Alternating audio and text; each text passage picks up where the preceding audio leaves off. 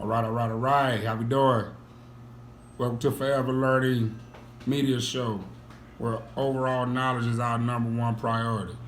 On any given show, we may talk about fatherhood, marriage, inspiration, finances, or children. We know how important that is.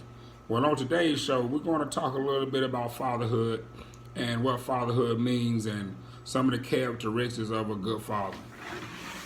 Now, let me say, I've been a father for a long time. I've been a father for over 20 years. I got a 20-year-old, a 12-year-old, and a 4-year-old. And I promise you, it hadn't always been peaches and cream. But one thing I can tell you for sure is that it's been gratifying. Being in the lives of my kids, watching them grow, supporting them throughout their adventures and their purpose has gave me the satisfaction of something I didn't have when I was a child. But a little bit about the characteristics of a good father. There'll be a lot of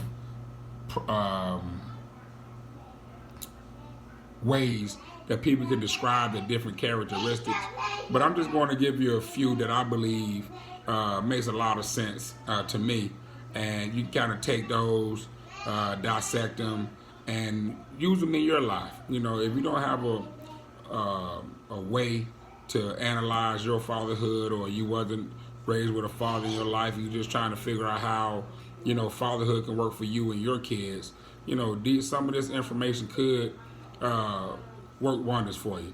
Now, the first one is breadwinner. A good father should be a breadwinner. In this world, nothing in life is free, and if you are going to acquire even the basic necessities in life, such as food, shelter, or clothing, there's going to have to be some type of currency exchanging hands.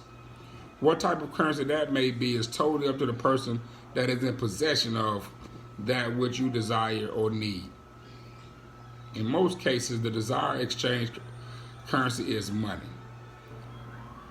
As a father, it is your duty to have some form of currency that will be able to be exchanged for the basic necessities that your child needs. It doesn't really matter how much you have, but what does matter is that you have enough to be able to take care of your offspring and provide them with a reasonably safe and comfortable environment. Now, let's talk about that for a minute. Now, we do understand that there are women that are the head of households, and they may bring in more income or currency than some men, and that's okay. But if you're present, you're giving knowledge, time, and whatever money you have, it kind of offsets that change. I don't take anything from a woman that's handling their business, but I would like to say, men, we have to step up and take back control of that. Don't leave all the pressure on the woman to be able to control everything that goes on in the household. It's bad enough they want to run the house. Now let's be honest. Most women, the house is theirs. We just bring home the bacon, and I personally believe in that. So men, step up to the plate and do your part. Don't just do it with monetary. Also do it with knowledge and with time. Now the second part of that is nurturing. A father should always be encouraging his children to develop and grow into the best persons that they can become. Now trust, you're not going to always run into a situation where fathers are always nurturing, but they should be. We always talk, we're tough, we're strong, we're hard, we don't cry, things of that nature, and for the most part, most men follow that guideline. But it's okay to, have your child come up to you, give them a big hug, and pick them up and swing them around, tell them how well they done, because that's part of the nurturing that they'll need to make it through this life. Everything in this life is not, rough and tough. There are instances where, nurturing is going to take place. And as a father, you have to show that side of you so your kids can know, how to control themselves in different situations. There's nothing more than motivating and encouraging to a child than having the support, security, and belief of a strong father that makes them feel they can do and accomplish anything.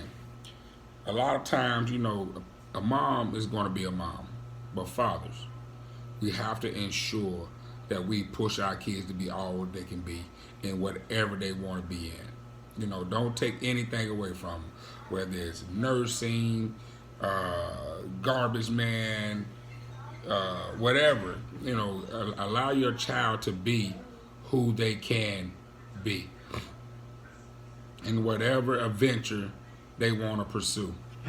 Now, a big one is involvement. We have to be involved. We are not babysitters. We need to be present, not just at the sporting events, but also in the classrooms. So also doing the homework, also receiving the knowledge that's needed, in order for these kids to grow. Involve yourself. Interactive involvement in every aspect of your child's life gives your child an amazing gift, which is you. You are your child's gift.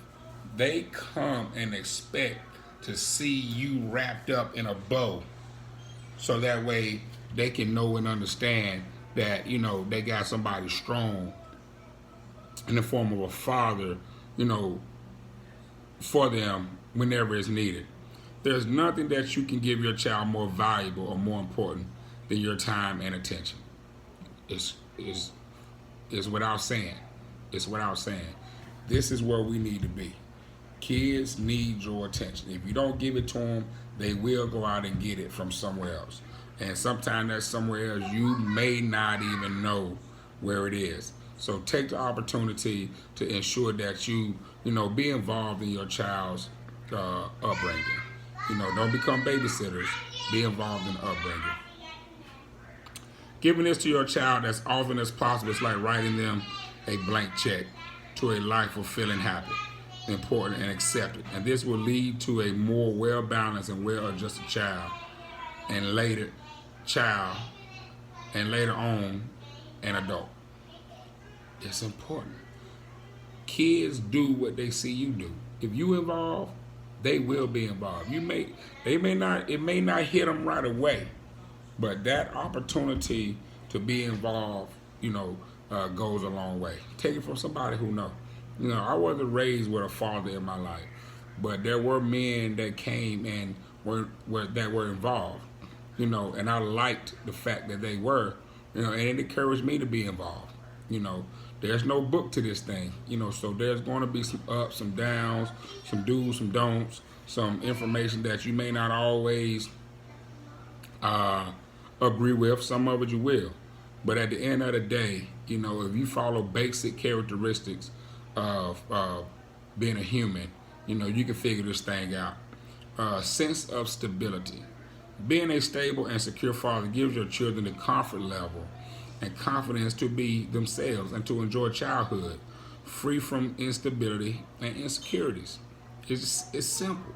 Be stable. When kids see you all over the place, they live their life all over the place. There have to be a level of stability with the things done. That doesn't mean, you got to get a job, you got to get another job, or, you're trying to run a business and, things not going the way they're supposed to go. Things like that. Things like that will happen. But, they got to see you every day. When they wake up, they see you. Before they go to sleep, they see you. And if they don't see you, they know you at work. They know you'll be home before they get up in the morning. Every now and then pop up on them at the school. Take them a lunch. Just do those things that, that make a big difference between the change and instability. Just being there and showing a sense of stability goes a long way. And last but not least, spiritual and morally mature. As a father, you should be the example to your children as to the moral code that your family unit should be living by.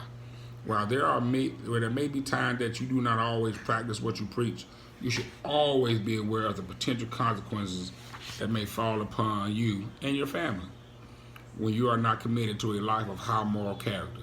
You as a father should be in tune with the spirit that permeates your home and the environment that your children are in.